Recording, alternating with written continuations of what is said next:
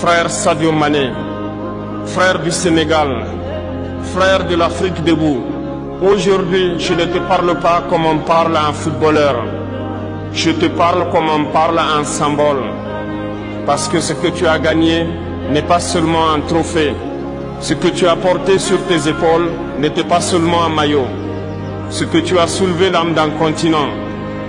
Quand tu as marqué, ce ne sont pas seulement des filets qui ont tremblé, ce sont des millions de cœurs africains qui ont battu à l'unisson.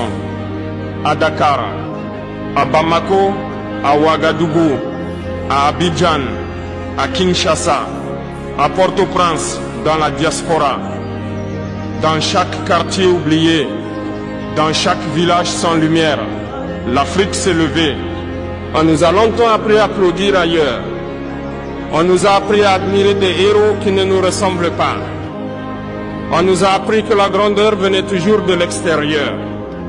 Mais ce soir-là, Sadio, tu as brisé ce mensonge. Tu as montré à un enfant africain qu'on peut venir d'un village modeste et faire trembler le monde sans régner qu'il en est. Tu as montré que la discipline, le travail, la dignité peuvent vaincre le mépris, le doute et les systèmes qui nous veulent petits. Mais écoute-moi bien, frère. Si je suis ici aujourd'hui, ce n'est pas seulement pour te féliciter. Je suis ici pour te dire une vérité que beaucoup n'osent pas dire aux vainqueurs. Tu n'as pas gagné seul. Derrière ton trophée, il y a les pas nus de nos ancêtres. Il y a les cris étouffés de ceux qu'on a exploités. Il y a les mains calleuses de nos mères. Il y a les rêves brisés de nos pères. Il y a toute une Afrique qui s'est battue avant toi pour que tu puisses courir librement sur ce terrain. Quand l'Afrique gagne, ce n'est jamais juste un match. C'est une revanche contre l'humiliation. C'est un non lancé à ceux qui nous regardent de haut. C'est un oui crié à notre dignité. Et voilà pourquoi, Sadio, ta victoire dérange autant qu'elle inspire.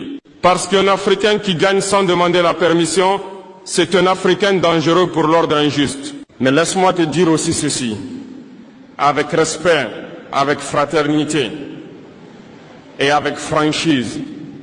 La victoire ouvre une porte, mais elle impose aussi une responsabilité.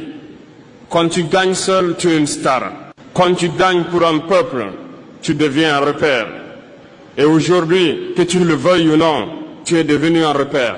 Les enfants te regardent, les jeunes t'imitent, les dirigeants t'observent, les médias t'utilisent. Et l'histoire t'attend. Sadio Mané, tu viens d'un continent où trop de talents brillent pendant que le peuple souffre. Alors la question n'est pas, as-tu mérité ce trophée? Tu l'as mérité. La vraie question est, que ferons-nous de cette victoire? Allons-nous l'oublier demain ou allons-nous la transformer en conscience, en fierté durable, en réveil collectif? Moi je crois à une chose, le sport peut réveiller ce que la politique a endormi. Un match peut unir ce que les frontières ont divisé. Un but peut rappeler que nous sommes un seul peuple. Et c'est pour cela que ton moment ne t'appartient plus totalement. Il appartient à l'Afrique. Frère Sadio, ce discours n'est pas une flatterie. C'est un appel à la lucidité, un appel à la responsabilité, un appel à l'exemplarité. Parce que quand toute l'Afrique se lève, elle ne cherche pas